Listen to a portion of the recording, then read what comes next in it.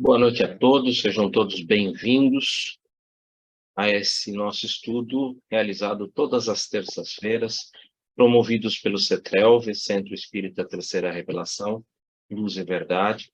O estudo do livro Nos Domínios da Mediunidade, livro de psicografia do nosso irmão Francisco Cândido Xavier,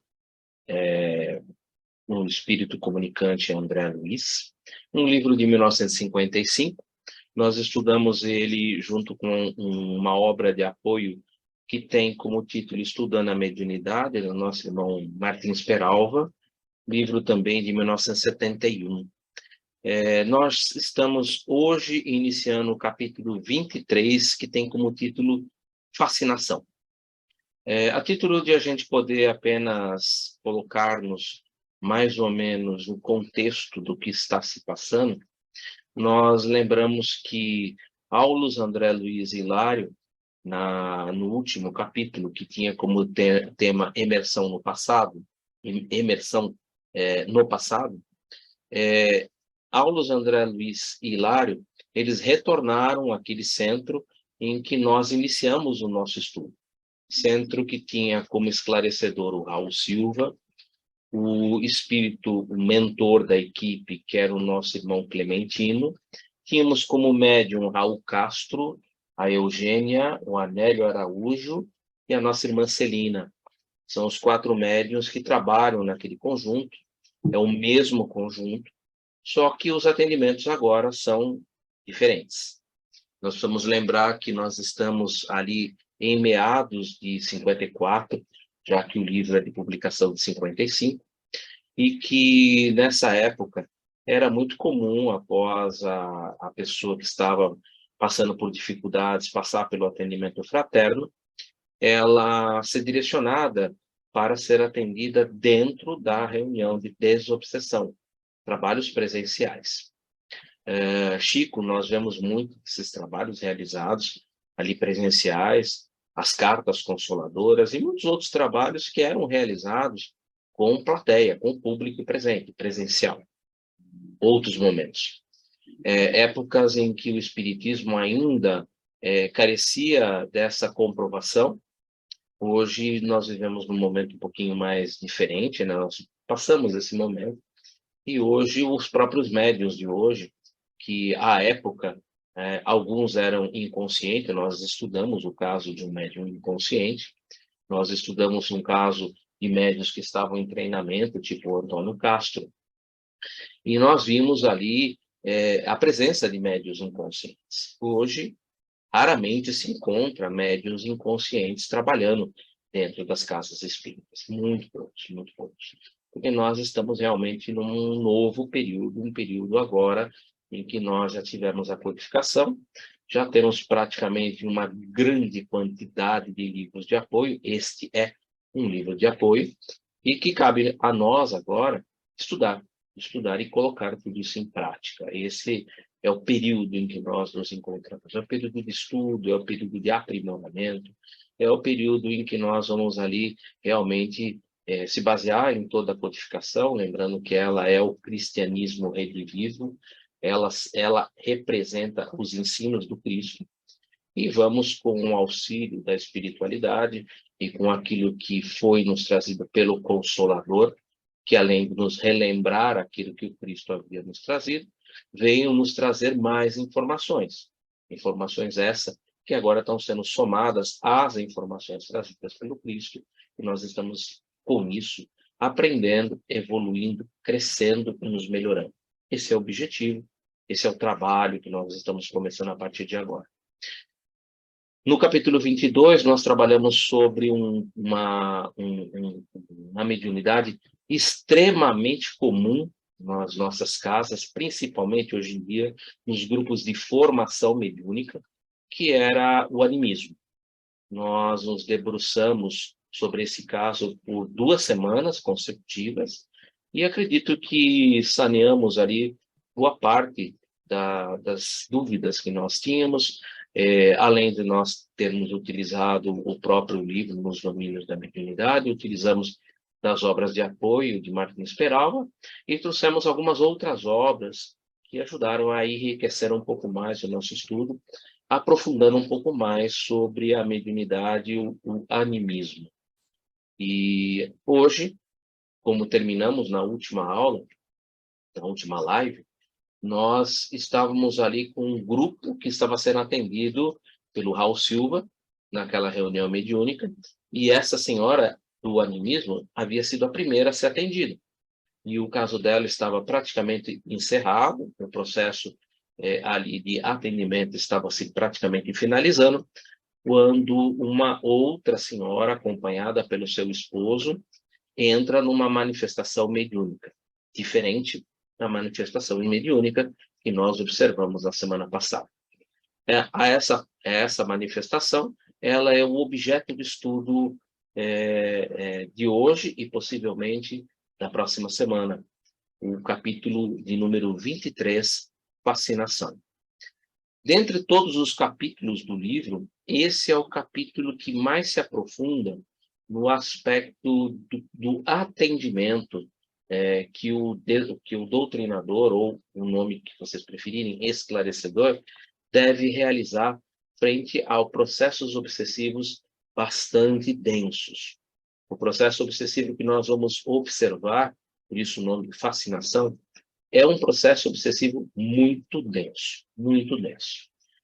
Esses atendimentos são comuns? Sim, dentro de grupos de desobsessão. São incomuns dentro de grupos de desenvolvimento mediúnico ou educação mediúnica. Como vocês preferirem também aí a questão da palavra, eu acho que nós já passamos desse ponto. Então, nos grupos de estudo, este tipo de manifestação, ele é bastante incomum, bastante incomum. Normalmente, ali os médiuns em treinamento, inclusive porque a própria sala, ela restringe essa manifestação, quando bem preparada, então não é tão comum nós encontrarmos esse tipo de manifestação em salas que foram ali desenvolvidas previamente para estudo, para desenvolvimento, para educação mediúnica. Óbvio que há médiuns que passam por processos como o que nós vamos estudar hoje, mas eles não são encaminhados para uma sala de educação mediúnica. Eles são encaminhados para um tratamento de desobsessão, como nós vamos aqui apreciar, como nós hoje aqui vamos vivenciar com os ensinos trazidos por André Luiz, Hilário e o nosso irmão Alves. Então, isso vai ser interessante de a gente comentar, nós vamos comentar bastante sobre isso, eu vou comentar bastante coisa sobre esse tipo de atendimento, porque essas informações, elas realmente carecem, né, de alguém que vivencia, alguém que esteja trabalhando diretamente dentro de uma sala de desobsessão e possa, além daquilo que o nosso irmão André Luiz, Hilário e Aulos vão nos apresentar, possa também trazer experiências maiores. Vamos citar inúmeros livros que vão enriquecer esse nosso conhecimento. Bom, acredito que a maioria de nós já está aqui presente, a gente sempre faz esses primeiros 9, 10 minutos para nos contextualizar, para nos colocar exatamente aonde nós estamos dentro da obra, porque, logicamente, a gente sabe que, às vezes, a pessoa não teve a última live ou as duas últimas lives, e como nós estamos iniciando um novo capítulo, é importante colocar essas pessoas também no conjunto da obra para que a gente possa, juntos, tentar entender um pouco mais e colocar isso em prática. Queria agradecer a toda a espiritualidade amiga que, muito antes de estarmos aqui reunidos, quer onde nós estejamos, lembremos sempre que estamos mergulhados no hausto divino do nosso Pai Criador. E, portanto, podemos, se desejarmos, estabelecer esse elo mental, essa ligação, essa corrente mental que nos unirá junto aos nossos guias, aos nossos mentores, que estarão, a partir de agora, nos inspirando, nos intuindo, para que possamos aprofundar no entendimento dessa obra riquíssima, que traz informações sobre os trabalhos realizados dentro de uma sessão de desobsessão, os trabalhos realizados dentro de um centro espírita. Importante estarmos todos mantidos dentro dessa nossa corrente de energias, a fim de que possamos receber do alto toda essa inspiração. Além disso, vamos contar com a presença de muitos irmãos espirituais que, onde quer que nós estejamos, eles ali também estarão conosco, estarão nos acompanhando, estarão também tirando as suas dúvidas, e juntos estaremos construindo esse entendimento. Prática da caridade, a prática do amor ao próximo, enfim, a palavra amor será o objetivo e o trabalho da noite de hoje, a fim que possamos desenvolver a mediunidade com Jesus. E assim, agradecidos, damos por iniciados os nossos trabalhos da noite de hoje, estudo do livro Nos Domínios da Mediunidade, com a prece que o próprio Mestre Jesus nos ensinou. Pai nosso que estais nos céus, santificado seja o vosso nome, venha a nós o vosso reino, seja feita a vossa vontade, assim na terra como nos céus. O pão nosso de cada dia nos dai hoje. Perdoe as nossas dívidas, assim como nós perdoamos os nossos devedores. E não nos introduzas em tentação, mas livra-nos de todo mal, que assim seja, graças a Deus, graças ao Mestre Jesus. Novamente, sejam todos muito bem-vindos. O estudo de hoje é um estudo bem denso. O próprio André Luiz, quando encerra este capítulo, ele, no encerramento, nas suas últimas palavras, ele expressa esse sentimento. Nossa, a reunião de hoje foi uma reunião, um estudo muito denso. Por ele ser um estudo muito denso, é muito possível que durante as nossas conversas vão surgindo dúvidas. Vamos então, todos aqueles que surgirem alguma dúvida, que perceberem que alguma coisa não está bem esclarecida ou que falta alguma coisa, levanta a mão, paramos e juntos a gente vai tentar caminhar um pouco mais, aprofundar um pouco mais naquilo que André Luiz e Hilário, o nosso irmão Aulos, vão nos apresentar sobre esse processo. Para quem acompanhou comigo o estudo do livro Libertação, que também está publicado no canal do CETREL, o caso em si, ele foi estudado no âmbito do plano espiritual, na erraticidade. Esse processo que nós vamos estudar hoje da fascinação, ele pode ocorrer tanto em desencarnado como encarnado. O processo em desencarnado, ele foi estudado no livro Libertação. Ele ali foi apresentado, inclusive nós vamos fazer algumas pequenas citações para que a pessoa tenha as bases onde ela pode buscar mais informações além daquilo que está sendo apresentado aqui nos domínios da mediunidade. O diferencial de um para o outro é que lá o processo foi todo realizado no mundo espiritual, todo ele. Já que nos domínios da mediunidade, todo o processo vai ocorrer numa reunião de desobsessão aqui, no plano físico, no plano dos encarnados. Então, há esse diferencial e é importante a gente já iniciar pensando nisso, que esse processo, a mediunidade, quem é médium é sempre o espírito. O corpo físico é apenas veículo de manifestação do espírito. Obviamente, para o médium se manifestar no corpo físico, ele precisa possuir condições para isso. Por que eu gosto sempre de citar isso? Porque pode acontecer de o espírito possuir ali a mediunidade, mas nessa encarnação ele solicita que a expressão mediúnica fique obnubilada, fique obscurecida, porque ele tem interesse nessa encarnação de se desenvolver em outras áreas e não deseja, nesta encarnação, utilizar os recursos mediúnicos. Ele pode fazer esse tipo de opção?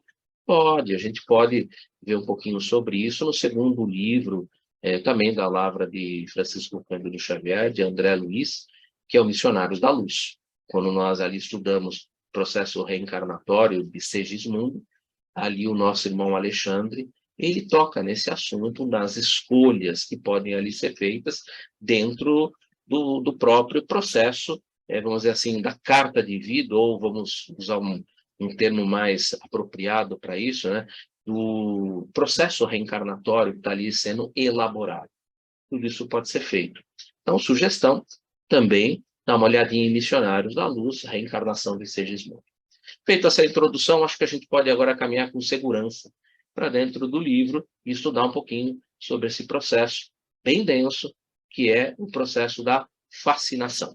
Eu vou compartilhar a tela com vocês para que a gente possa caminhar juntos no entendimento desse capítulo, que realmente é um capítulo fascinante, ele traz muitos ensinamentos. Nos domínios da habilidade, capítulo 23, fascinação. Continuando, né, nós estávamos ali terminando o atendimento daquela nossa irmã que passava por um processo anímico ali, é um processo mediúnico anímico, de um irmão que estava ali à distância, né, e projetava sobre ela, lembrava para ela os resultados das suas vidas da sua vida anterior, e ali ela se manifestava de maneira anímica, né.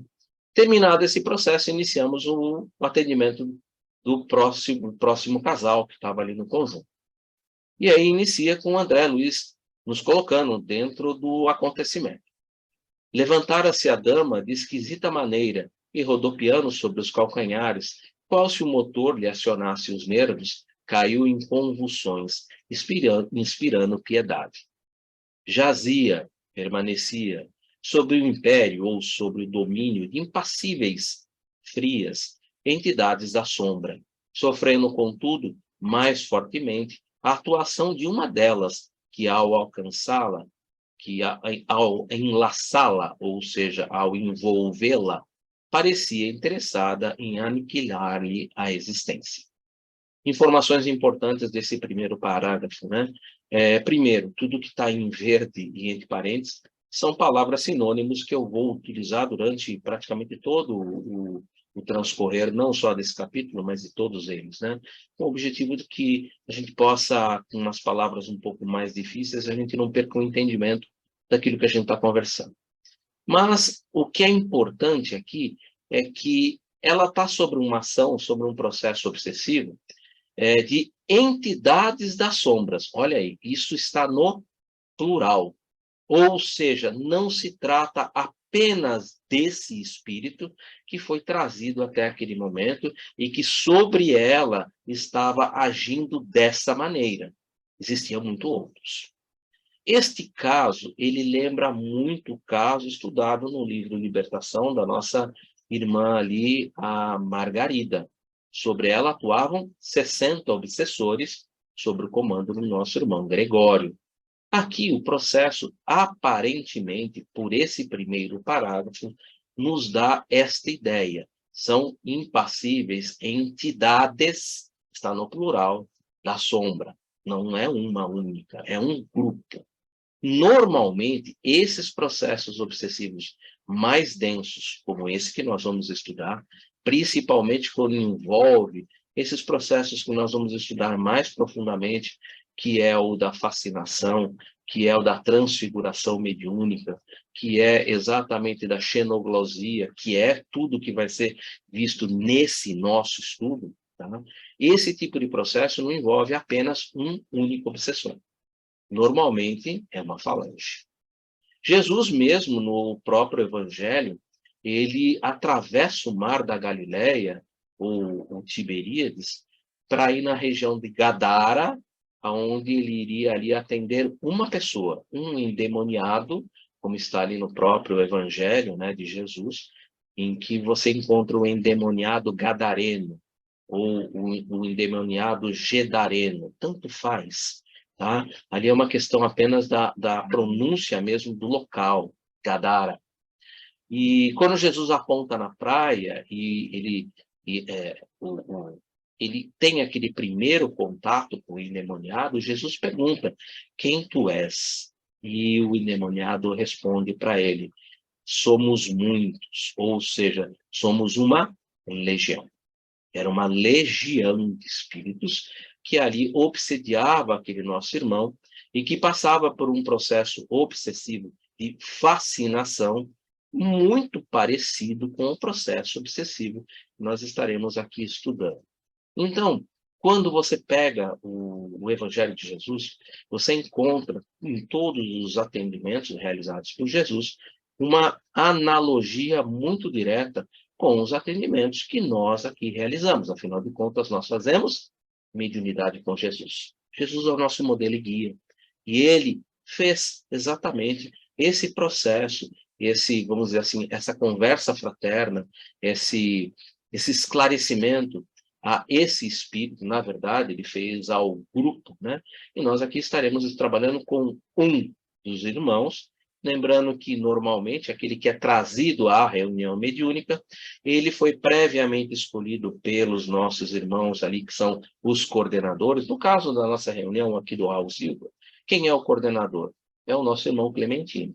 Ou seja, ele foi trazido um espírito do grupo, em que ali os trabalhadores daquela sessão teriam, eu estou usando a palavra no período, o verbo no período correto, né? Teriam, né, a possibilidade, se assim desejassem, de trabalhar com aquele irmão e de auxiliá-lo. Então, não é qualquer um.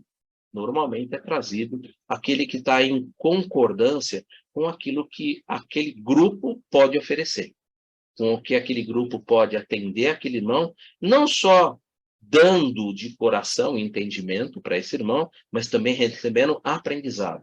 É uma troca. É sempre uma troca. E eu digo para vocês que nós muito mais aprendemos com eles do que propriamente ajudamos. Nós ajudamos na medida do possível, na medida que nós temos ali condições de ajudar. Mas muito mais somos ajudados, principalmente no que diz respeito ao aprendizado do grupo. Mas, retornando, tirando esse primeiro parágrafo importante, né, para que a gente entenda que não se trata, né, é uma obsessão feroz, nós estamos trabalhando aqui um processo obsessivo bastante cruel, muito cruel, que é a fascinação, muito cruel. E ele não é praticado por um único espírito. Então, isso precisa ficar muito claro. Por isso que entidades, está no plural, da sombra. É um grupo. Não sabemos quanto é, não sabemos se é uma legião, quantos são, porque isso não foi, André Luiz e Aulus não nos apresentaram. Mas sabemos sim, com certeza, que se trata de uma quantidade relativa de espíritos que estão ali trabalhando, envolvendo a nossa irmã. Dando continuidade, né? Parecia interessado em aniquilar-lhe a existência. Bom, isso é muito comum, né? A infortunada, a infeliz senhora, quase que uivando a semelhança de loba ferida, gritava a debater-se no piso da sala sob o olhar consternado, desolado, né, de Raul, que exorava ou suplicava a bondade divina em silêncio. Normalmente, o esclarecedor durante esse período de a recepção é o silêncio, porque você precisa primeiro ouvir, você primeiro precisa dar a oportunidade daquela manifestação ali se apresentar para que você possa ali colher os fatos, colher ali o que aquela entidade, aquele nosso irmão, está ali apresentando para você. Então, é o momento do silêncio, é o momento realmente da oração, estabelecer a sintonia com o nosso irmão Clementino, no caso do Raul Silva, e com a espiritualidade maior, para que você possa ser inspirado, para que você possa receber realmente ali os influxos daquilo que você pode e deve utilizar naqueles trabalhos que você agora está se propondo ali realizar de peito aberto, de coração aberto. Vamos ver a continuação, né? Como eu falei, ele é muito denso, né? O livro é bem denso. Coleando, ou seja, deslizando como uma cobra, isso quer dizer coleando, tá? Pelo chão, adquiria animalesco aspecto, não obstante, sob a guarda generosa de sentinelas da casa. Olha, não só na sessão de desobsessão existe uma guarda, como também na sessão, nos trabalhos de desenvolvimento e educação mediúnica, ou, melhor dizendo, qualquer trabalho dentro de um centro espírita, há esses sentinelas, há essa proteção. Por isso, não canso de dizer, e peço a licença de vocês, para novamente aqui colocar, não realizem nenhum trabalho mediúnico fora do centro espírita. O centro espírita é o local apropriado para as atividades mediúnicas. Existe ali toda a proteção que a casa pode lhe oferecer, todos os recursos magnéticos dos irmãos que trabalham ali dentro da casa, para que a gente possa realizar esses estudos e esses trabalhos com segurança. Não realize esses trabalhos na sua casa.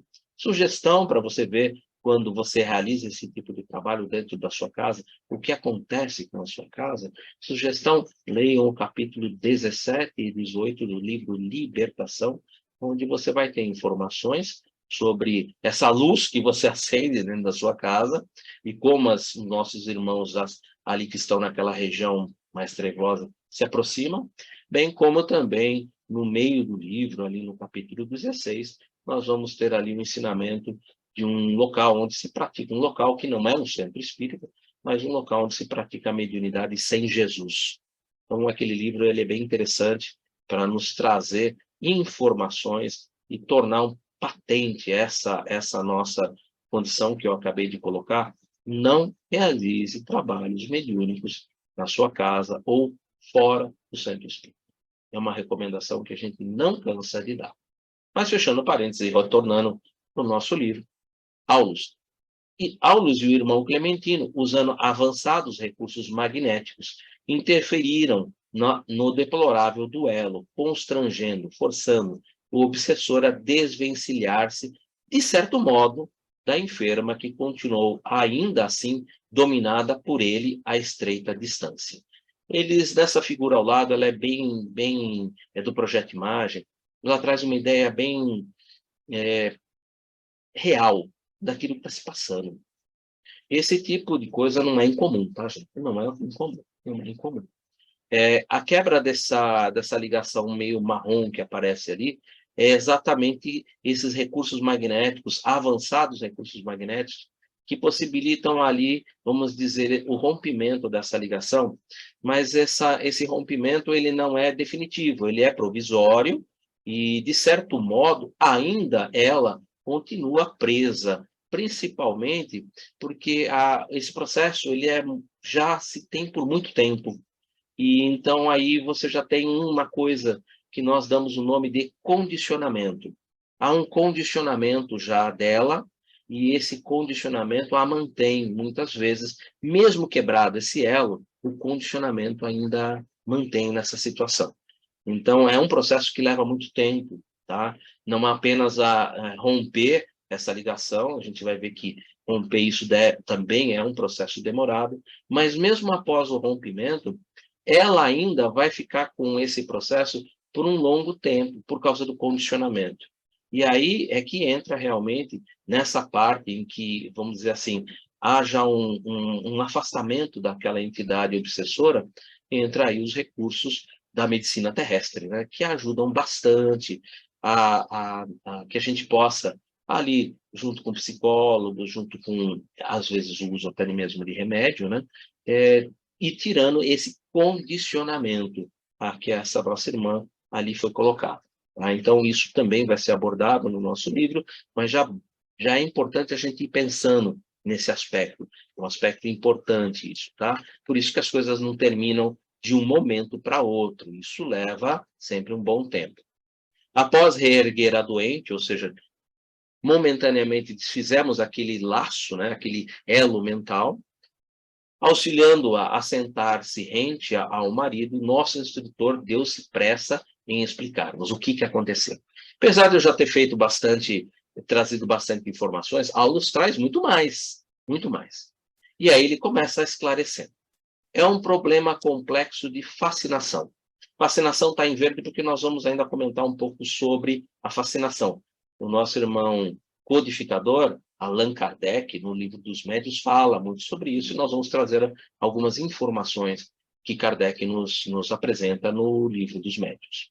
Nossa irmã permanece controlada por terrível hipnotizador desencarnado, assistido por vários companheiros que se deixam vencer pelas teias da vingança. Novamente, ele está chamando aqui a atenção que esse irmão é um terrível hipnotizador, exatamente ao caso da Margarida, que nós estudamos no livro Libertação, com a concorrência de vários companheiros, que ali juntos estão ali infringindo sobre a nossa irmã esse processo obsessivo, essa subjugação, né, obsessiva, por um processo hipnótico, também estudado no livro Libertação.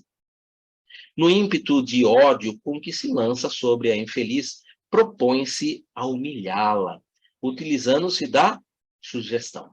Eles apenas dão a sugestão, e ela aceita a sugestão mediante ao remorso. Nós vemos isso, um resultado disso preciso, quando nós estudamos ali no livro Libertação, um caso exatamente igual, ou muito parecido com esse, só que no mundo espiritual da licantrofia deformante. E aí, Aulus continua. Não fosse o concurso fraternal que veio recolher nesse santuário e prece, em transes como este, seria a vítima integral da licantropia deformante. E esse processo nós vemos lá no livro Libertação, e nós vemos que quando a pessoa não consegue encontrar esse auxílio, o processo obsessivo sobre ela é extremamente cruel. Quando nós analisamos o processo obsessivo muito parecido com esse, de fascinação, utilizado lá no livro Libertação, nós vimos que a nossa irmã Margarida ela só começou a se desvencilhar do processo, a sair desse processo obsessivo, quando ela foi atendida num grupo mediúnico exatamente igual a um grupo como esse. Ou seja, o afastamento realmente possibilita, favorece com que o processo obsessivo ali se instaure com força máxima. Isso é muito comum, acontece bastante. Continuando, né? Como eu falei, né, a gente precisa basear aquilo que nós estamos falando, né, sobre a codificação.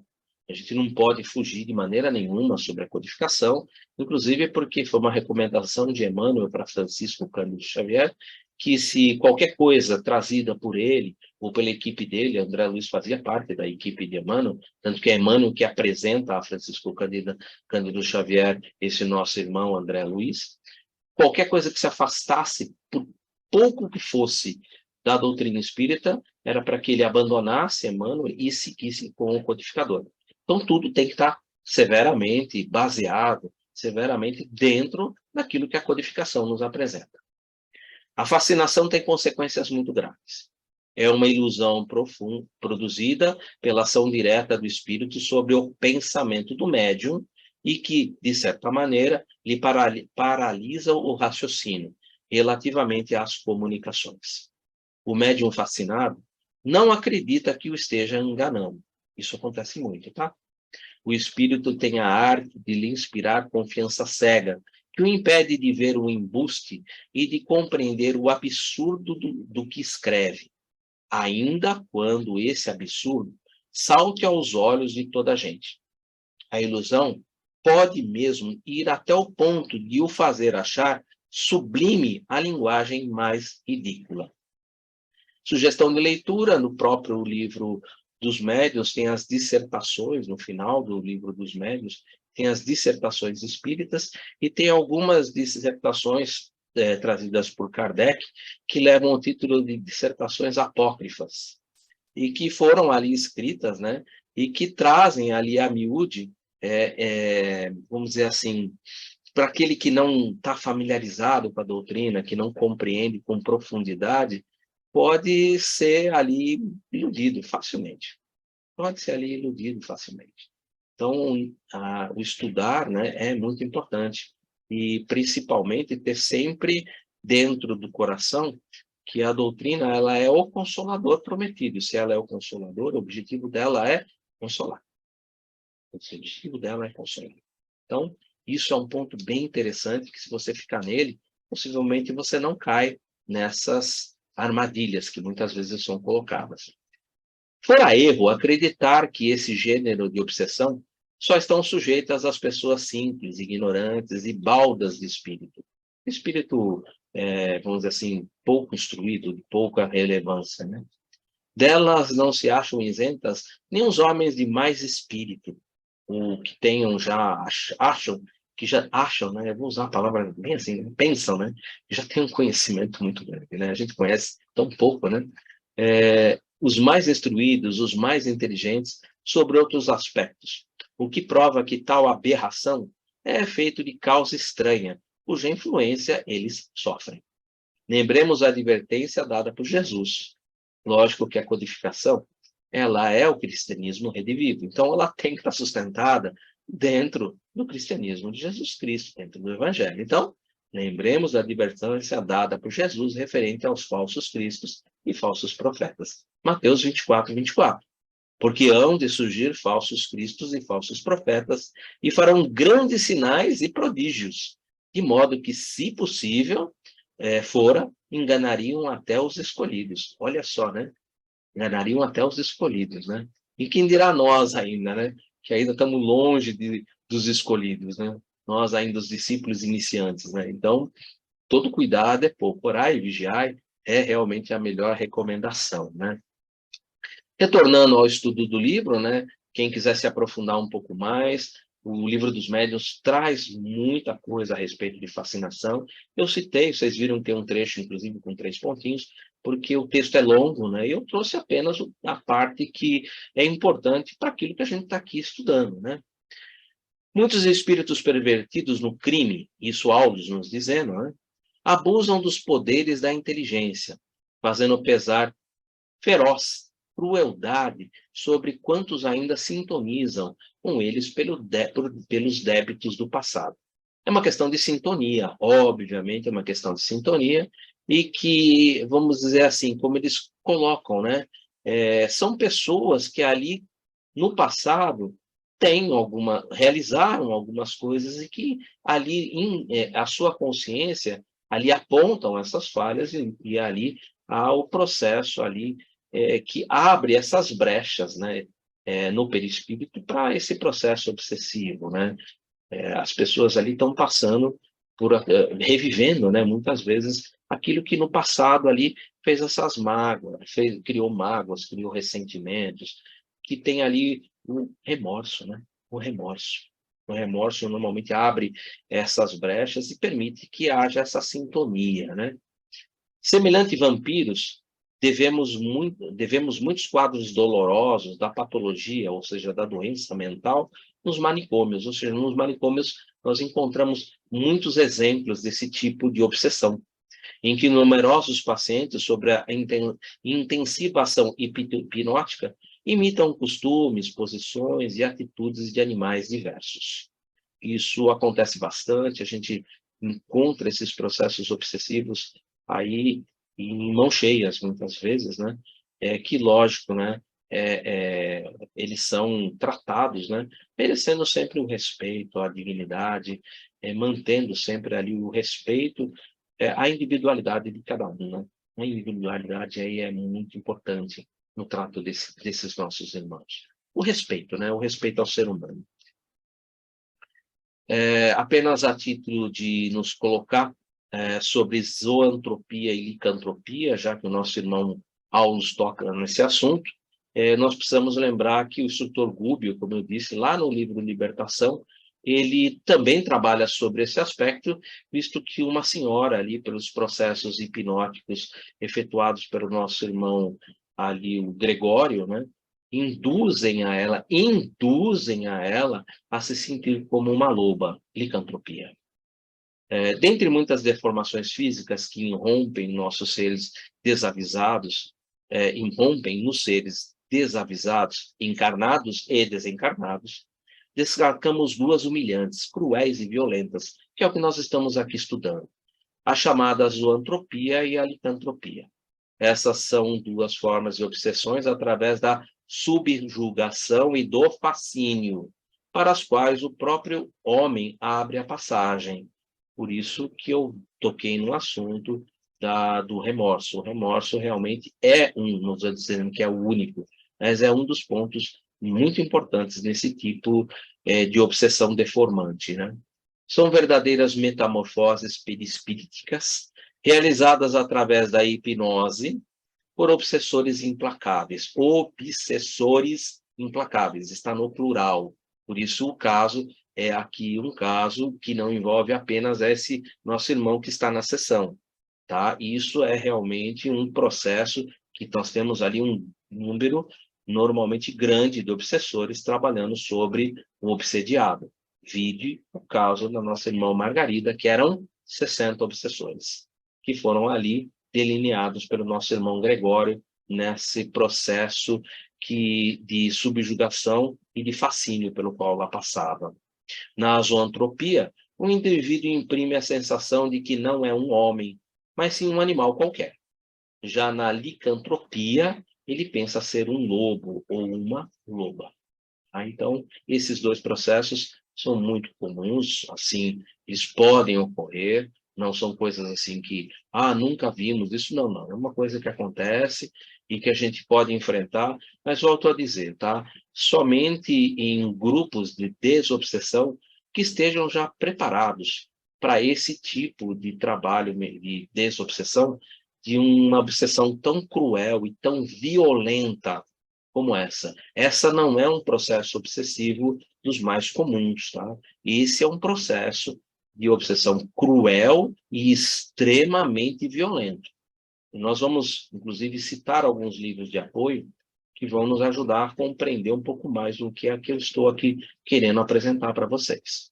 Dando continuidade, né, aos nossos estudos, vamos voltar agora às obras de apoio que ajudam ao entendimento do livro Nos Domínios da Mediunidade. Vamos contar com o auxílio do nosso irmão Martins Peralva, né? E ele tem, nesse capítulo, que é o 23, ele tem 2 capítulos dentro do livro Estudando a Mediunidade, para que a gente compreenda que realmente é um capítulo que é denso, extenso e que precisa ser bastante aprofundado. Capítulo 35, com o título de Licantropia, ele nos oferece a seguinte reflexão. A simples fascinação de hoje, caracterizada por fenômenos alucinatórios, atitudes ridículas ou absurdas, e mesmo pelo fanatismo religioso, que é mais comum hoje em dia, né? Pode agravar-se e progredir de tal maneira que se converta na licantropia de amanhã. Ou seja, está nos chamando a atenção que aquilo que nos parece uma fascinação simples, se ela não for tratada, ela pode caminhar para a licantropia de amanhã. É um caminho, sem dúvida. Comprometidos com o passado, ou seja, olha que informação importante, os dois estão comprometidos, tá? Comprometidos com o passado, através de débitos e do nosso acompliciamento no mal, cúmplices no mal, com entidades inferiorizadas, com as quais estamos sintonizados no tempo e no espaço. Poderemos ter a nossa vontade submetida ao império hipnotizante dessas entidades. Submetida pela nossa vontade, tá? Existe aqui um acompliciamento, por isso que ele coloca essas palavras. Houve ali um acompliciamento. Essas coisas não acontecem apenas de um lado. Há um acompliciamento no passado. Enquanto a fascinação tem sentido mais psicológico, a licantropia vai mais além. Reveste-se de aspecto mais objetivo, exteriorizando-se na própria organização somática. A organização somática é o corpo físico, ou perispírita, porque ele também não pode deixar de abarcar que esse processo da licantropia ou zoantropia, ela pode ocorrer tanto aqui encarnados como desencarnados. Ele está precisamente dentro da obra. Se a vítima for encarnada ou desencarnada. Há casos extremos de licantropia deformante, em que a pessoa imita costumes, posições, atitudes de animais diversos. Tudo que está entre aspas é porque o nosso irmão, o Martins Peralva, ele usa o texto do livro, então ele mantém o texto ipsis verbis, eu também mantive. Bem assim, de licantropia agressiva, e aí um ponto interessante, né? Que se expressa através da violência, da alucinação e até do crime. Um processo fascinatório, ele pode levar à violência extrema, à alucinação e até o crime. A gente pode estender isso bastante, é só abrir um pouco o pensamento, né? A imprensa sensacionalista relaciona-los-á como fruto de taras, sem maiores explicações. Os estudiosos do espiritismo verão nesses casos apenas manifestações de licantropia agressiva, com poderosa e cruel atuação do elemento invisível. Quando a medicina e o direito estenderem as mãos ao espiritismo, os seus mais graves problemas serão melhormente equacionados. Lógico, o atendimento se tornará mais respeitoso, mais fraterno e mais libertador. Mas, por enquanto, retornamos ao estudo do livro. E aí André Luiz nos traz mais informação. Ao passo que a doente gemia de estranho modo, amparada pelo esposo e por Raul, que se esmerava, que se empenhava no auxílio, Hilário, espantado, indagou. E olha que pergunta interessante, né? Você até já sabe a resposta, porque eu já antecipei algumas coisas, né? Tão doloroso fenômeno é comum? A resposta do Alves. Muito generalizado nos processos expiatórios em que os espíritos acompliciados, associados na delinquência, descambaram para a esfera vibratória dos brutos. Nós entendemos mais sobre isso lá no estudo do Libertação, quando nós vemos ali o resultado, enquanto o nosso irmão André Luiz, junto com a equipe que o acompanhava, aguardava para que tivesse um diálogo com Gregório, né? Gubbio estabeleceu esse primeiro diálogo com Gregório, e André Luiz faz ele dá vamos dizer assim, um espectro do que acontecia naquela região. Eles estavam numa região chamada de trevas, nessa esfera vibratória dos brutos, região das trevas. E ele mostrava ali o caso de uma mulher que estava ali em desdobramento, ou seja, ela estava dormindo, o corpo físico aqui, e ela ia ter com uma outra naquela região. E ali ela se acompliciava com aquela nossa irmã, que ali, de certa maneira, a instigava vamos dizer assim, a aplicar um processo punitivo, um processo de castigo sobre o seu companheiro, por um processo inexistente, a gente sabia, né, mas de acompliciamento, vamos dizer assim, de um ciúmes doentio não existente. Mas ali ela aproveitando da situação, aproveitando de um acompliciamento do passado e de brechas ali, de um ciúmes doentio e de posse que ela sentia por aquele que era seu esposo, ela ali era, vamos dizer assim, eu vou usar o termo bem fácil para a gente entender, mal assessorada, mal inspirada por aquela entidade das trevas, nesse acompliciamento que era feito ali durante o processo do sono, desdobramento, ou numa linguagem de Allan Kardec, um estado de emancipação da alma, em que ali a nossa irmã se encontrava ali naquela reunião, nesta região, nessa esfera vibratória dos brutos, que é a região de trevas. Então, os livros, na verdade, todos eles vão, vamos dizer assim, se fechando um sobre o outro. E os casos que vão aparecendo num vão sendo refletidos nos outros e vão nos trazendo informações complementares. Os livros, eles, à medida que André Luiz foi nos apresentando, eles foram se tornando cada vez mais densos.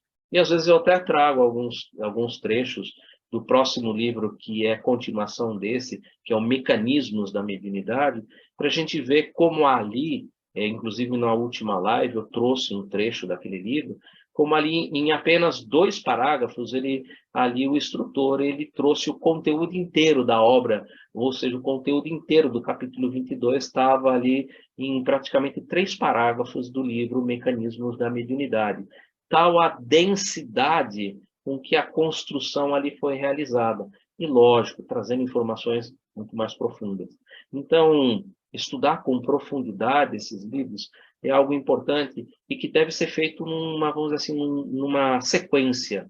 É quase impossível dizer assim, ó, comece pelo livro Mecanismos da Mediunidade. Vai ser bem difícil. Eu não vou dizer que é impossível, lógico. Depende do esforço de cada um. Mas é bem mais complicado. Se você segue a ordem natural, a próxima ordem seria ação e reação, quando você chega em mecanismos, como você já tem todo o arcabouço de todas as outras 7 obras que antecedem o mecanismos, fica bem mais simples, tá, gente? Bem mais simples. Mas fechando esse parênteses, e voltando, né, para o nosso livro, esclareceu o nosso orientador, coadjuvando em benefício da enferma, cujo cérebro prosseguia governado pelo insensível perseguidor como um brinquedo em mãos de criança. Aí a pergunta, mas foi quebrado o laço? Foi quebrado o laço, mas ainda existe ali um processo magnético que ele persevera, mesmo ela estando numa condição, vamos dizer assim, mais tranquila, existe, isso ainda continua. Eles não foram separados, não. Não se pode separar isso. Não dá para separar de um momento para outro. E Aulus vai nos esclarecer sobre isso, com certeza. Vamos adiante. E aí vem o esclarecimento, né? E por que não separar de vez o algoz da vítima? Por quê? A pergunta tem muito sentido, né? Se a gente voltar aqui atrás, né? Olha como ele termina, né? Cujo cérebro prosseguia governada pelo insensível perseguidor como brinquedo em mãos de criança. Peraí, mas Aulus, você não falou para mim que lá por um processo mediúnico, um processo magnético, expressivo, você tinha, de certa maneira, libertado a influência do obsessor sobre a obsediada? Sim, de certa maneira, mas não foi separado. Não é isso. O Aulus não disse isso. Mas o Hilário, lógico, né, como se lesse o nosso pensamento, fez a pergunta, óbvio, né? E por que não separar de vez o algoz da vítima? Quem não chega lá e pega e corta e fim de papo, separa esse problema? Calma, Hilário. Isso é Aulus dizendo para ele, ó. Hoje em dia eu diria assim, ó, pega leve, vai devagar. Não é por aí, tá? Ponderou o assistente. Ainda não examinamos o assunto em sua estrutura básica. Você está vendo só o resultado do momento, mas isso tem raízes muito mais profundas. Você só está vendo o momento, o que está acontecendo ali. Calma, precisa ter mais informações. Vamos devagar. E aí ele continua. Toda obsessão tem alicerces na reciprocidade. Ou seja, é um processo ali recíproco. Tá? Recordemos o ensinamento do nosso Divino Mestre. Não basta arrancar o joio, é preciso saber até que ponto a raiz dele se entranha no solo com a raiz do trigo. Parábola do joio e do trigo. O joio cresceu e eles foram lá perguntar: vamos arrancar o joio? E ele falou: se você arrancar o joio, periga de você arrancar o trigo junto. Você vai ferir o crescimento do trigo. Então deixemos que cresçam juntos. Para que essa reciprocidade possa se cobistanciar, como está lá no próprio Evangelho, mudando de joio para trigo.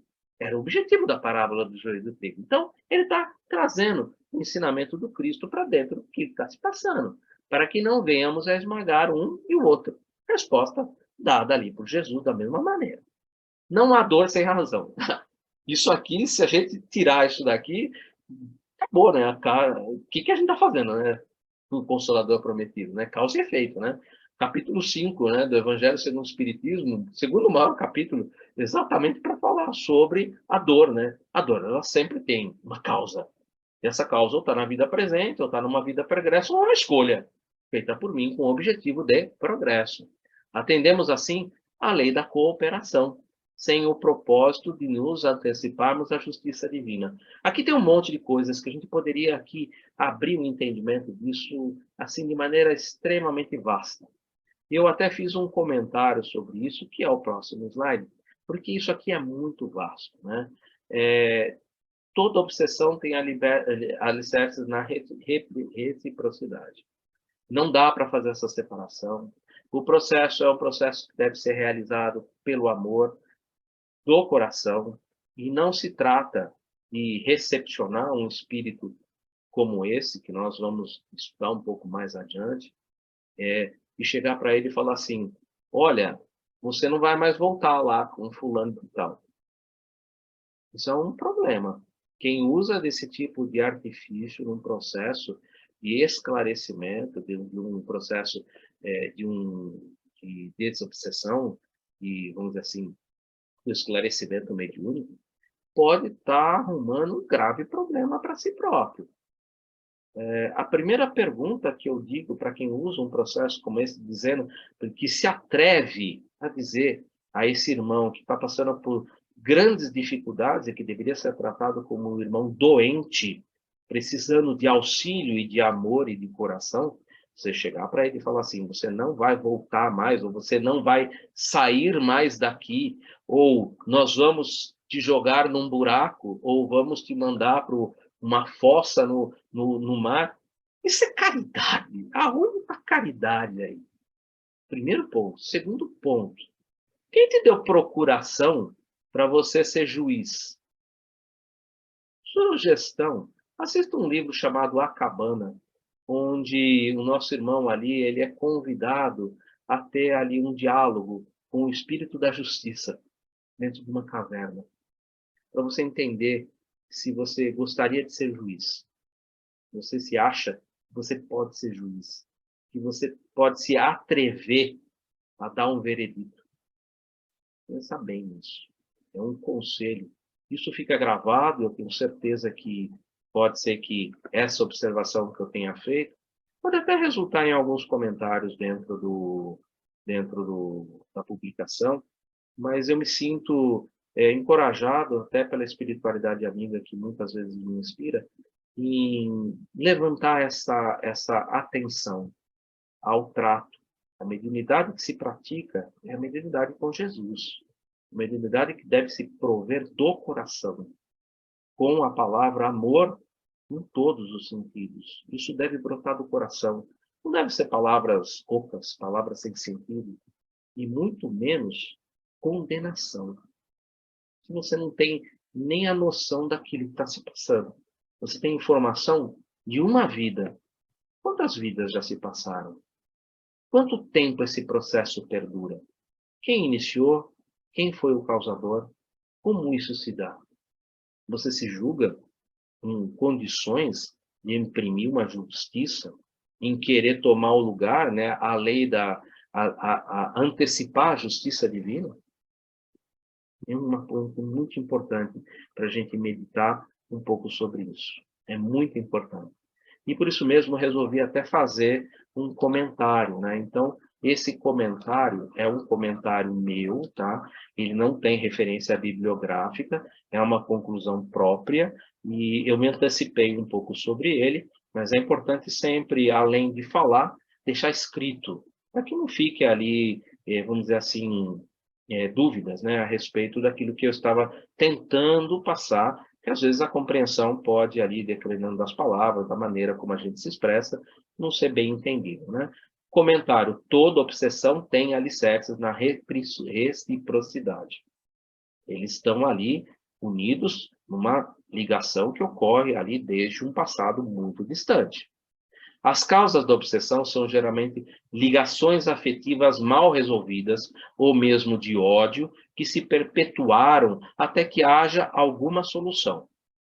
Aponta o instrutor como causa da dificuldade de se obter sucesso nesse tipo de tratamento o fato de, comumente, apenas se procurar afastar o obsessor sem que haja compreensão da causa. Foi o que eu quis aqui deixar muito claro. E eu já vi situações em que o esclarecedor usa-se dessas situações. Você não vai voltar mais lá, você não vai mais ter, como se você fosse um procurador de Deus ali, que você pudesse infringir alguma coisa nesse resultado. Eu diria que isso é tão perigoso, gente, porque nesse processo nós estamos trabalhando com entidades cruéis, entidades que levam a vingança e o ódio aos mais altos degraus da obsessão. Então, isso é até extremamente perigoso agir dessa maneira. Por isso, mediunidade sempre com Jesus. Compreensão, tem que haja compreensão da causa. Às vezes, em existência passada longínqua, foi criada uma situação que se arrasta por muitas encarnações sem solução, milênios. Salienta a dificuldade de se desfazer de forma repentina as algemas seculares. Eu usei isso aqui entre aspas porque eu tirei isso principalmente dos livros do Manuel Filomeno de Miranda. Ele usa muito esse termo, algemas seculares. Isso são coisas de séculos, não é de ontem, não, isso, tá? Que prendem o obsessor ao obsediado. A obsessão é sempre via de mão dupla. Para que ela se instale, o obsediado precisa consentir que, por sua fraqueza, quer por desejá-la. Tá? Existe uma coisa que às vezes as pessoas não compreendem muito bem e que falam sobre o processo obsessivo que acontece, por exemplo, eu vou dar um exemplo bem comum, né? Aquela pessoa que é viciada no alcoolismo e que ela está sobre um processo obsessivo. Esse é o processo, ele só ocorre porque aquele aqui encarnado, ele deseja isso também.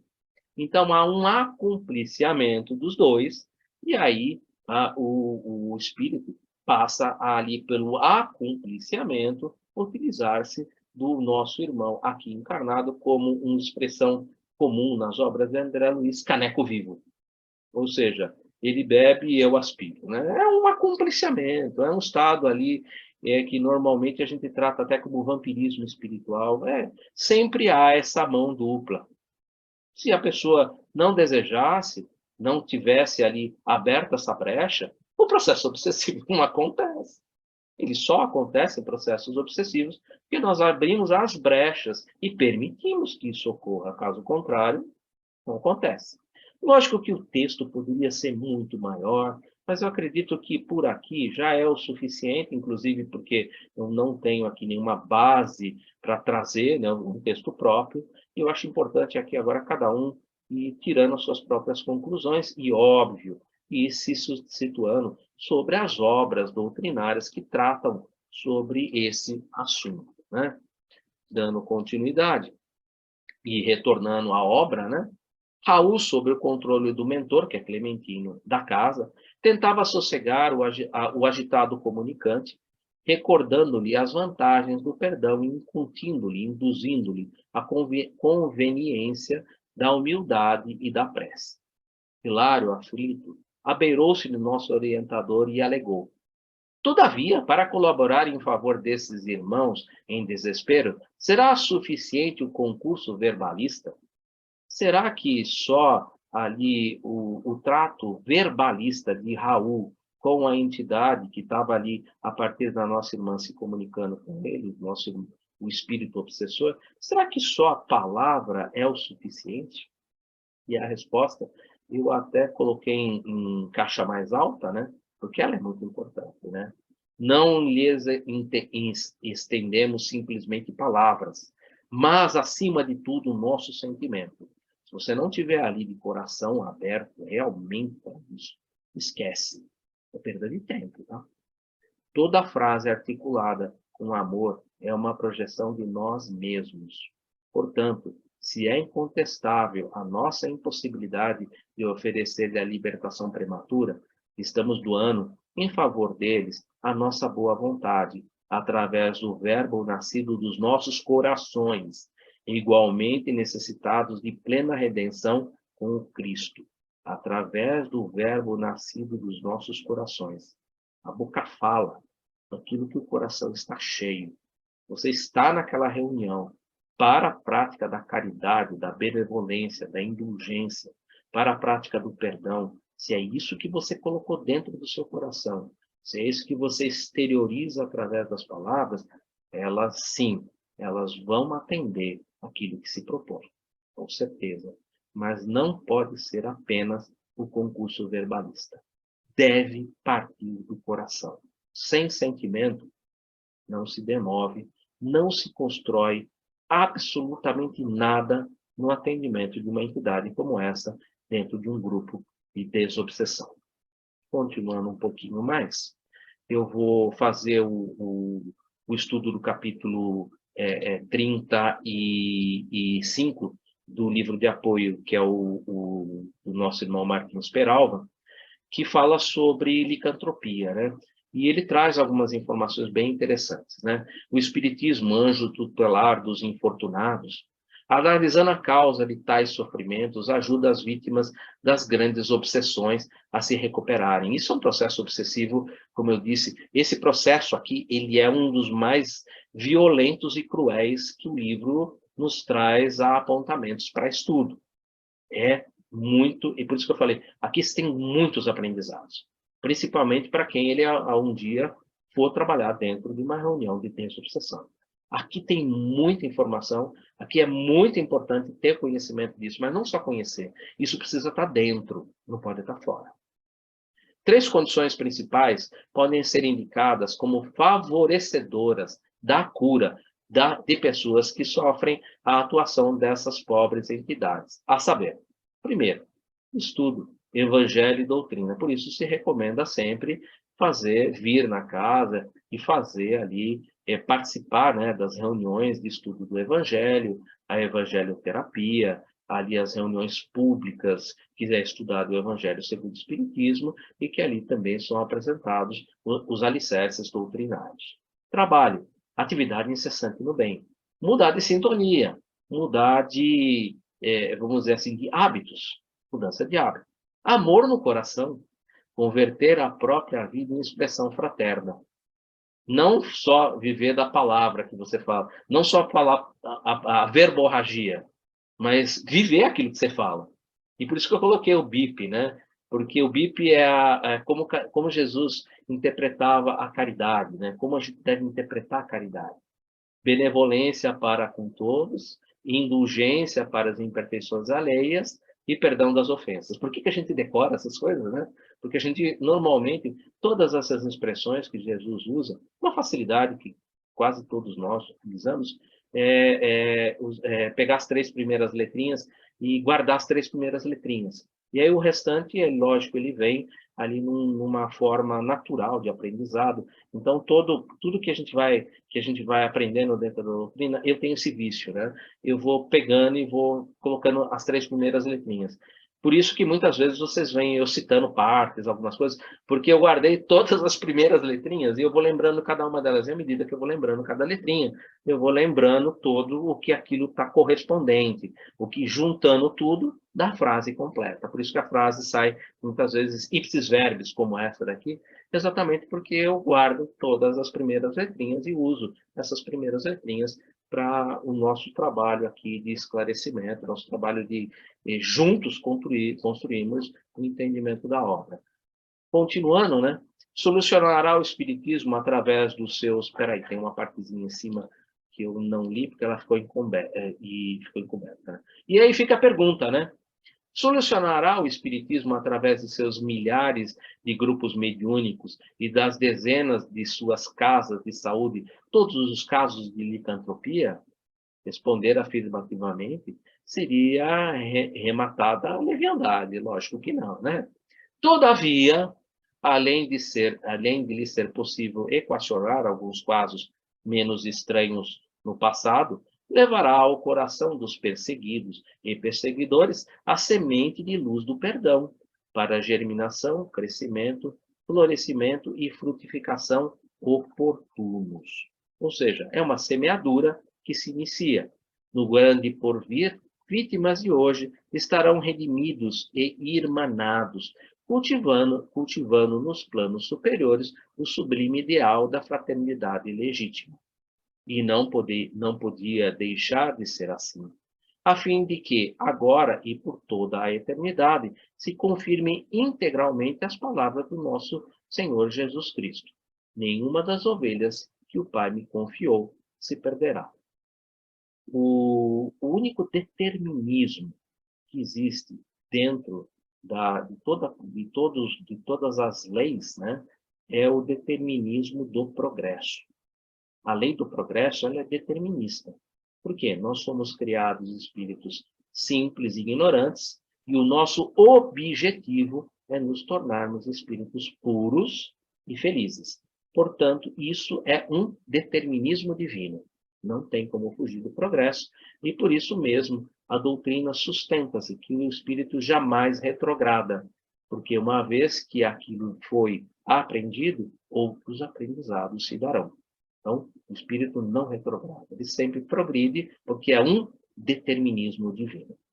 Voltando, né, acho que agora a gente pode fazer mais um pequeno trechinho, que é esse slide aqui, e aí a gente dá uma parada, e aí a semana que vem a gente continua, porque tem um pequeno término, né, dessa parte, e a gente vai entrar num outro estudo, que é o estudo da xenoglasia, né? E acho bem interessante a gente abrir mais profundamente sobre isso.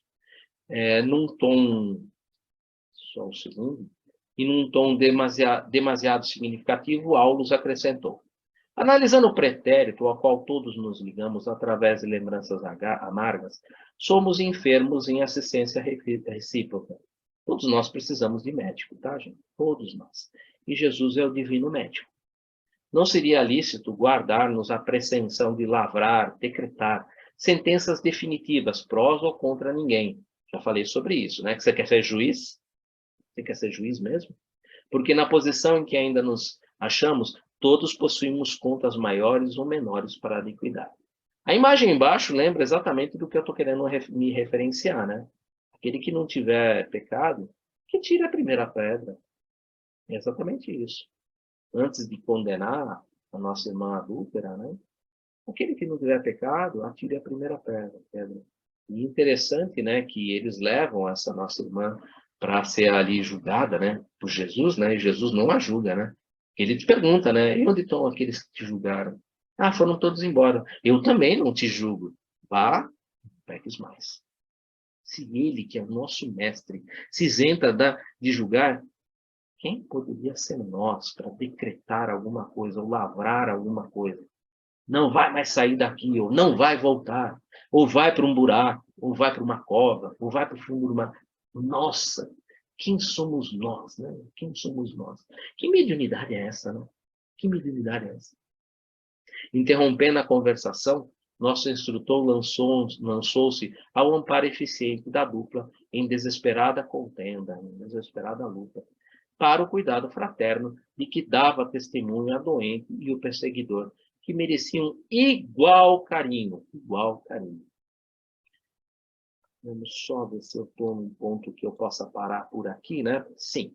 A semana que vem a gente pode continuar daqui, que nós vamos falar o trabalho de resgate, né? E na semana que vem eu vou usar algumas obras de apoio para que a gente possa entender um pouco mais como que funciona esse trabalho de resgate, como que funciona o diálogo com espíritos que vou deixar aqui muito claro, que são trazidos para nos núcleos de desobsessão, núcleos que já estão devidamente preparados para trabalhar com espíritos e com grupos obsessivos deste porte. Não é comum esse tipo de trabalho ser realizado em grupos ainda que não alcançaram ainda entendimento para o auxílio a esses irmãos que passam por esse processo, o processo obsessivo mais cruel, em que há ali crueldade, ódio, em graus muito, muito, muito elevados.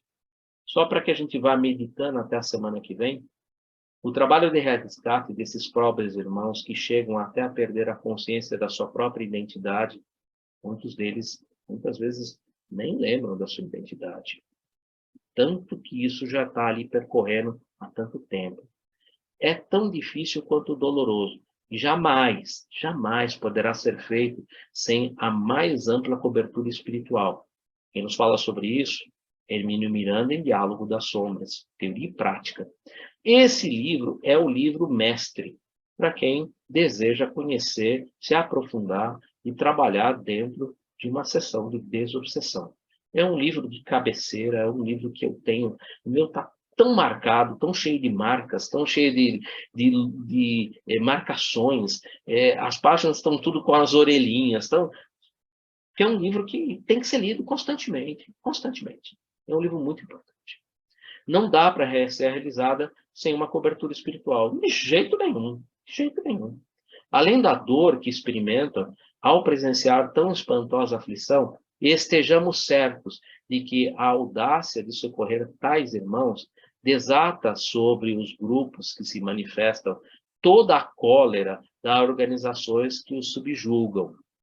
Só para vocês, semana que vem nós vamos fazer o mesmo slide, tá? Eu só vou terminar a leitura, na semana que vem a gente volta. E essas, às vezes, a única maneira de trazê-los à doutrinação é a tentativa de entendimento, e a tentativa de entendimento. Esteja, porém, um grupo atento e preparado para recebê-los, porque eles virão realmente fora de si, transtornados de ódio, ante o atrevimento daqueles que ousam provocá-los. Chegando, porém, o momento do resgate, não há defesa que consiga resistir à vontade soberana de Deus e aos trabalhadores humildes da seara do Cristo. Conseguem trazê-los nos braços amorosos. São usualmente recolhidos a instituições especializadas, onde se realiza a tarefa de descondicionamento. Esse é o caso da nossa irmã. Isso a gente vai conversar semana que vem.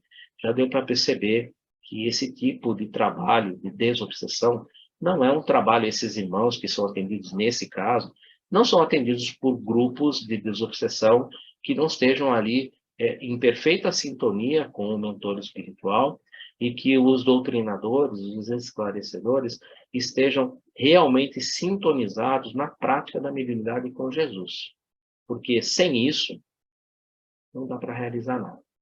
Hoje eu não tenho como ir um pouco mais além disso, e por isso que eu quero deixar esse slide para comentários da semana que vem, porque eu tomando o cuidado de não expor nomes e nem locais, eu vou trazer um trabalho que foi já realizado, que eu já realizei, junto com a espiritualidade, com os mentores, de uma das casas que eu trabalho, por isso que é importante, eu posso trazer isso, porque como eu não trabalho só no CETREV, eu trabalho em uma outra casa espírita, eu posso, tomando os devidos cuidados, trazer o acontecido para que isso sirva para nós como mais um exemplo, trazendo mais um ensinamento de um processo e de como ele foi ali desenrolado.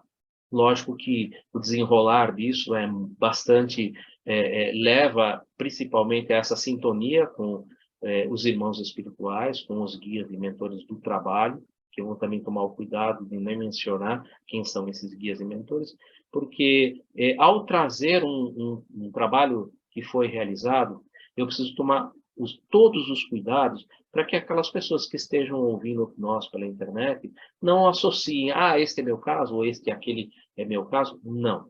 Eu vou tomar os devidos cuidados, e como Aulus aqui, e ele vai nos falar um pouco mais adiante, quando o nosso irmão Hilário quer saber as causas do passado, e um pouco mais adiante a gente vai ver isso, Aulus vai nos falar assim, olha, não convém nós ficarmos esmiuçando o passado. A prática da caridade, o auxílio, neste momento, é o auxílio do soerguimento. Trazer o passado aqui seria, basicamente, estar colocando esse irmão novamente ao açoite dos fatos que ali se enquadraram e fazem dele ali a árvore do remorso. Então, não seria isso salutar. Nós vamos ver isso um pouco mais adiante, e por isso mesmo que eu acho que, penso eu, que seria prudente a gente voltar a partir deste ponto, né? E eu posso até trazer exemplos, e aí a gente vai continuar no livro. Esse capítulo, como eu falei, é um capítulo extremamente denso, já deu para perceber. Eu vou fechar o share, o nosso estudo, possivelmente, pode ser que a gente não consiga terminar esse capítulo 23 no próximo encontro, isso pode ser até muito natural, porque, volto a dizer, é um quadro obsessivo cruel, feroz, com muito ódio e muito ressentimento. Então, ele não é uma coisa fácil de ser analisada, não é uma coisa que a gente simplesmente chega aqui, faz uma leitura simples e vai adiante. A gente precisa trazer um pouco de experiência, né, para a gente aqui ir compartilhando e juntos entendermos melhor o que está se passando. E se um dia Deus abrir as portas para todos nós, isso vai acontecer para todos nós, a possibilidade de a gente amparar alguém dentro mesmo de uma sessão de desobsessão, a gente já tem esse arcabouço de informações que vão nos ajudar muito em todas as vezes que a gente se deparar com um processo obsessivo tão cruel, investido de tanto ódio, de tanta vingança, quanto é esse que a gente aqui está vivenciando. Abro para que a gente possa aqui trazer um pouco mais de luz, né, a tudo isso que a gente apresentou. Não sei se o nosso irmão Marco Antônio pode trazer alguma coisa também, já que ele também é esclarecedor, e se ele pode, até esse ponto, lógico, eu queria que não avançasse na xenoglosia, né, que está dentro desse capítulo, mas que a gente vai ver a semana que vem. Fica aberto para participações e perguntas.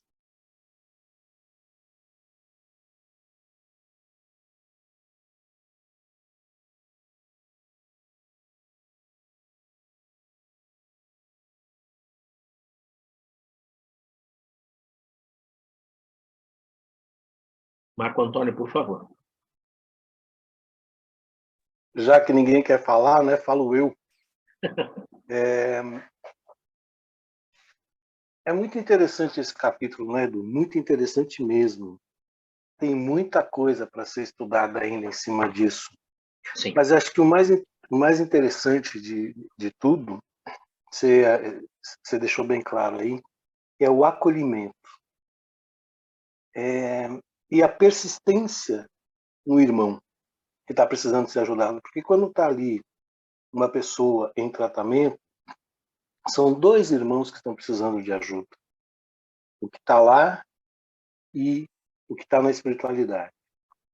Eles, como você deixou claro também, tem que ter uma relação entre os dois, tem que ter um consentimento para que a coisa aconteça, porque se a gente não abre porta, não vai acontecer. E eu tenho experiência em salas de desopção também, de trabalhos que levaram ano para que a gente consiga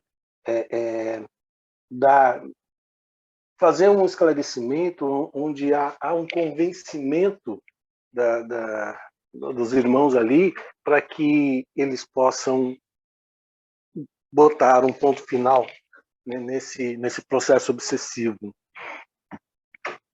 E uma coisa que acho que é interessante a gente falar também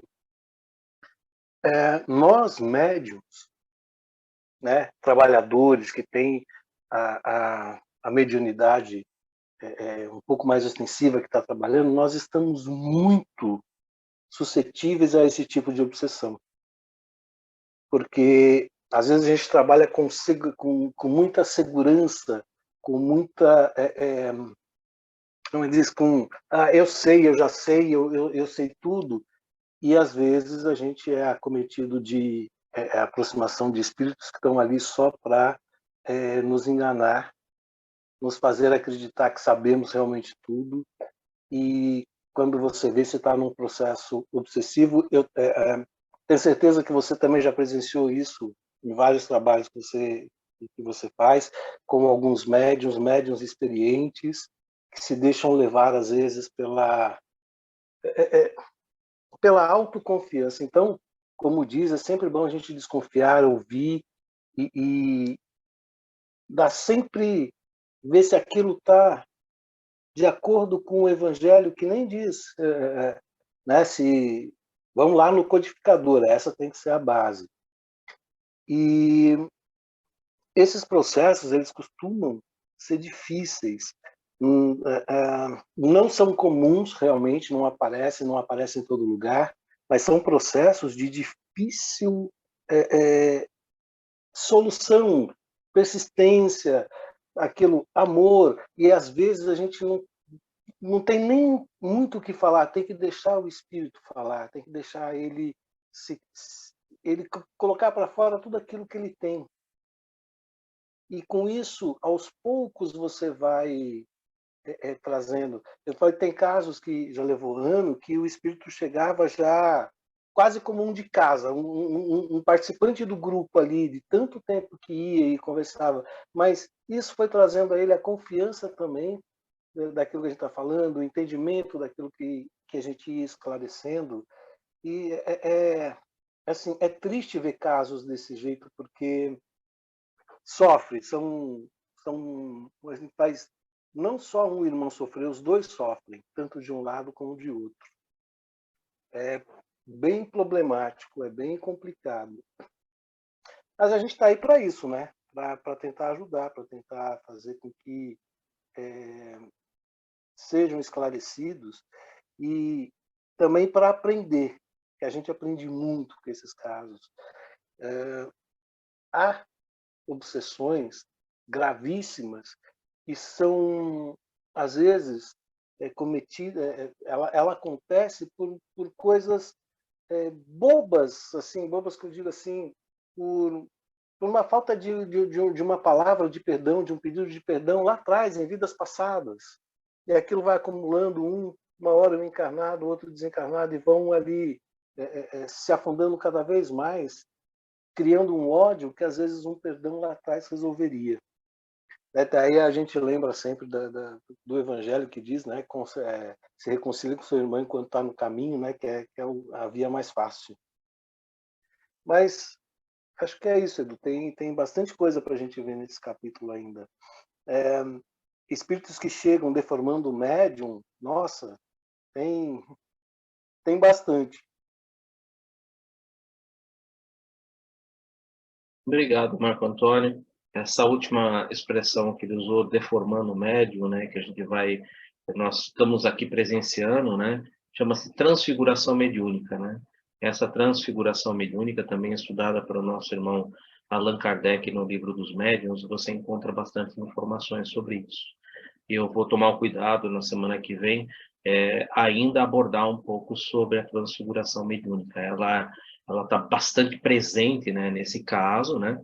E nós temos, normalmente, nos trabalhos obsessivos, dentro do concurso da sessão de desobsessão, muitos médiuns que realmente transfiguram e trazem toda essa, não só mudança de voz, mas inclusive de fisionomia, e podem trazer todo esse processo ali escancarado, né, de forma bastante patente, para que a gente possa compreender o que está se passando e praticar a caridade como Jesus nos ensinou.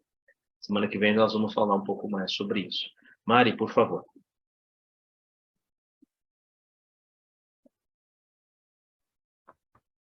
Na verdade, não é nem uma pergunta, é só um comentário, né? Eu acho que a gente não pode nem ter o atrevimento de julgar, porque numa situação dessa, você não sabe ali, entre aspas, né? Quem é o pior? Se é quem está sendo obsediado ou se é o obsessor, né? Quem foi o que fez mais mal para quem, né? Então, é o último lugar onde cabe o julgamento aí, né? Quando você não conhece a história das partes, vamos dizer assim, né? Então, realmente uma coisa que tem que ser tratada com muito critério, com muito amor, com muita cautela, né? Para que a coisa possa ter o êxito desejado. Era só isso. Ari, consideração sua como psicóloga impressionantemente desculpa a palavra, não existe, impressionante, né? Como está dentro do pensamento, né? O pensamento que o nosso irmão Aulus nos coloca, né? O acolhimento. Semana que vem nós vamos aprofundar um pouco mais no caso, né? Porque ele vai trazer algumas poucas informações, como eu disse, do passado, mas ele vai tomar muito cuidado de trazer aquilo que é importante apenas para o acolhimento e para o tratamento. Afinal de contas, ambos são doentes. O obsessor e o obsediado estão doentes. E eles ali precisam desse acolhimento, desse diálogo fraterno, para que possa se quebrar essas algemas que foram criadas ali no passado que nós vamos ver distante. Gente, esse processo aqui, ele tem mais de 1000 anos. Esse 1000 anos, tá? Então, isso vem de longo tempo, longo tempo. E você vai falar assim, é incomum? Já atendi diversos espíritos que estão num processo obsessivo de mais de 1500 anos. Ou seja, antes da fundação do Brasil ser descoberto, entre aspas, né? A gente sabe que a história é um pouco conturbada, mas vamos pegar apenas como uma referência, né? Antes de descobrir o Brasil, já estavam os dois ali vivendo um processo obsessivo que se perdura há 1500 anos. Acontece.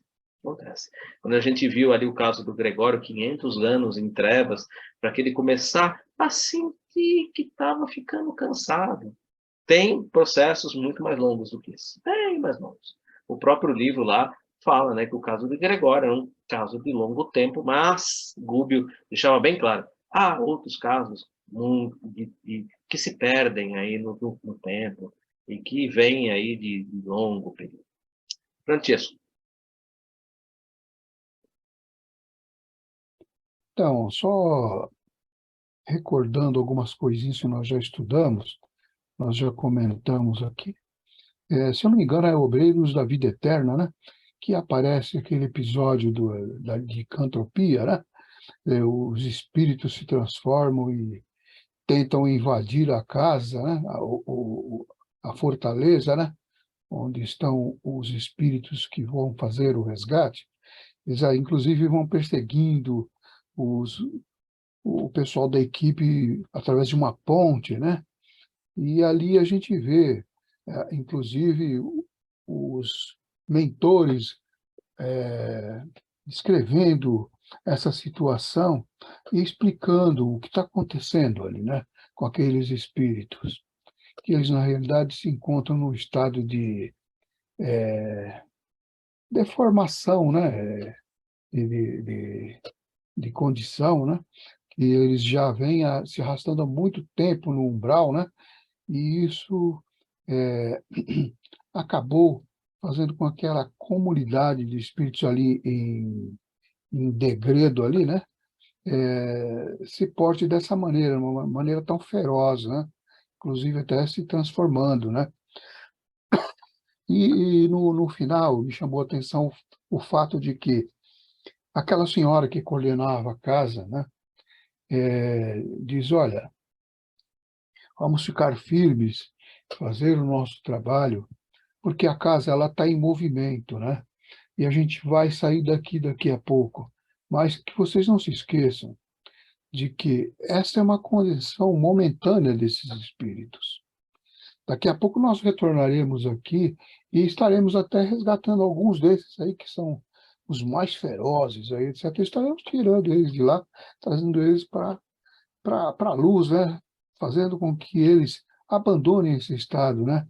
De loucura, né? Que vem se manifestando já há milhares de anos, né? Então, realmente é um processo já esclarecido aí, né? De que é demorado, né? Muito demorado. Às vezes há conflitos aí que vêm se arrastando há milhares de anos, né? E que não foram dirimidos, né? Justamente porque não chegou o momento, né? Mas uma vez chegado o momento, né? Cai na mão certa de quem tem que fazer o trabalho, né? E o trabalho é feito. É demorado, como o Marco falou, né? Porque se demorou tanto tempo para ficar desse jeito, é como a gente sempre fala na cura, né? Demorou tanto tempo para a pessoa ficar doente, agora ela quer ficar boa de um dia para o outro. Não existe isso, né? O período de transformação, né? De melhoria, né? Desse espírito, ele é um pouco demorado, é prolongado mesmo. Às vezes o tratamento demora 1 ano, 2, 3 anos, né? E é preciso que esse espírito que está sob nossa guarda, né, seja persistente, né? Seja persistente, seja revestido na realidade de fé, né? Para que isso possa acontecer, né? Porque nós, né, como nós sempre falamos, nós não curamos ninguém, né? São as próprias pessoas que se curam, né? Então, a gente é apenas o agente transformador, né? Nós somos os agentes transformadores. Colocamos lá a nossa mão no meio da massa, né? E fazemos o pão, né? Essa que é a grande realidade. Perfeito, Francesco. Obrigado pela colaboração, obrigado por trazer aí um pouco de informações. São sempre muito bem-vindas e ajudam no esclarecimento, com certeza. Tudo que constrói e edifica é sempre muito, muito bem-vindo. Alguém gostaria de colocar mais alguma coisa? Temos ainda um tempinho, com 9h30 praticamente.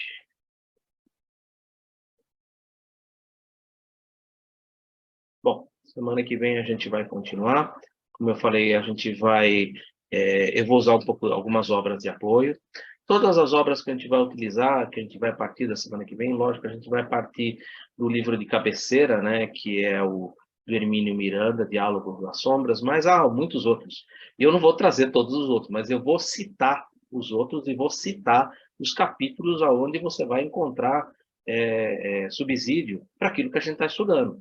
São obras que eu utilizo bastante, estão empilhadas aqui do lado, são as obras que a gente utiliza e que trazem ali subsídio para você ter mais informações e poder ter ali também um domínio porque, sabe, gente, a gente, para trabalhar como esclarecedor, para estar num grupo de desobsessão, você precisa ter no teu arcabouço uma quantidade de informações ali que possibilitem você, quando de frente a um processo desse tipo, ter ali palavras, ter ali ensinamento de como você pode proceder. Óbvio que a gente está sob a inspiração, sob a intuição do dirigente do grupo, mas ninguém dá aquilo que não tem.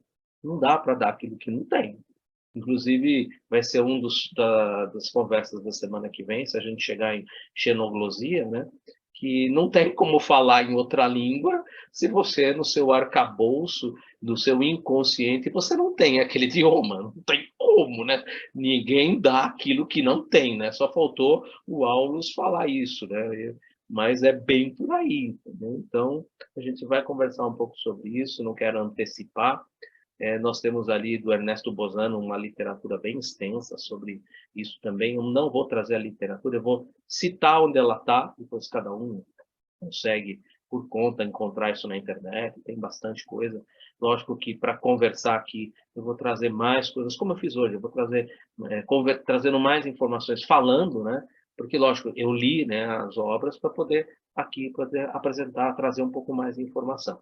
Então, vou trazer algumas coisas, mas eu recomendo muito sempre. Eu vou dar da onde eu tirei o capítulo, tudo. Vá lá, leia, tire suas próprias conclusões. Não fique dentro das conclusões que eu estou apresentando.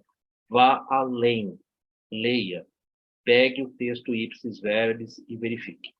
E última recomendação, se você gosta de ler as obras de nosso irmão Francisco Cândido Xavier, há um site na internet que é mantido pela Federação Espírita Brasileira e que está recolhendo já há algum tempo, já tem um pouco mais de um ano, vai fazer quase um ano e meio, acho que até um pouco mais, vai fazer quase 2 anos, ela tem recolhido as primeiras edições de todas as obras de André Luiz. Essas primeiras edições, elas estão sendo ali escaneadas e estão sendo colocadas na internet para ficar à disposição de todo mundo. Essas obras, elas trazem os textos originais em ipsis verbis, sem nenhuma adulteração, sem nenhuma mudança. Elas estão no português da época em que elas foram escritas, lógico, é um português mais denso do que o português atual, mas ela traz o conteúdo bem, vamos dizer assim, da maneira como Emmanuel quis que o nosso irmão Chico ali expressasse a partir da sua mediunidade e transcrevesse, né, pela psicografia a obra. Eu vou colocar depois no grupo, né, o link desse local. Tem centenas de obras já ali de primeira edição, e que quem quiser se aprofundar, quem quiser ter um texto bem original mesmo, ele com certeza vai encontrar esse texto. Queria agradecer a presença de todos e quem poderia fazer para nós aí, a gente já está em poucos na sala, eu sei que o pessoal vai saindo, né? Mas quem poderia fazer para nós a prece de encerramento? Semana que vem a gente continua da onde a gente parou. Vai ser muito, muito interessante, garanto para vocês. A gente vai trazer experiências práticas, minha e também do Marco Antônio. Nós vamos poder abrir um pouco as experiências daquilo que a gente tem colhido nos nossos trabalhos mediúnicos no CETRELV, em outras casas, mantendo sempre aquela, vamos dizer assim, aquela coerência de procurar manter nomes, datas, pessoas, locais, sempre em anonimato, respeitando, né, a privacidade de todas as pessoas. Se detendo mesmo no ensinamento mesmo. Quem poderia fazer para a gente a prece de encerramento, por favor? Eu faço tudo. Obrigado, Mário. Obrigado a todos que ficaram até Vamos, então, agradecendo ao plano espiritual, ao nosso Mestre Jesus, aos bons amigos da espiritualidade, pela oportunidade dessa noite, pelos ensinamentos que obtivemos.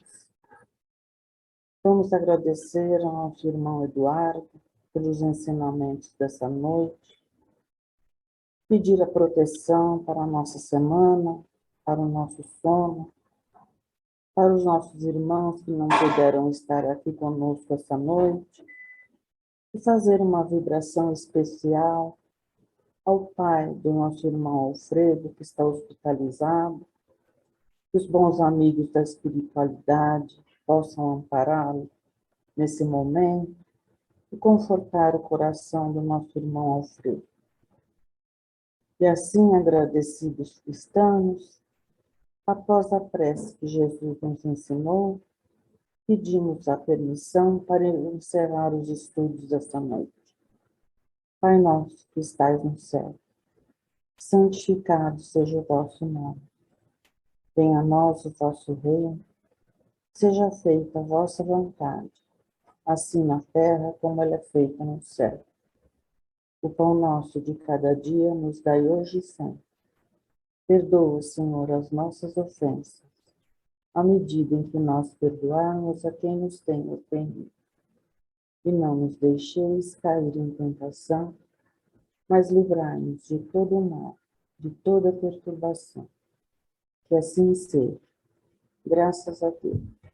Graças a Jesus.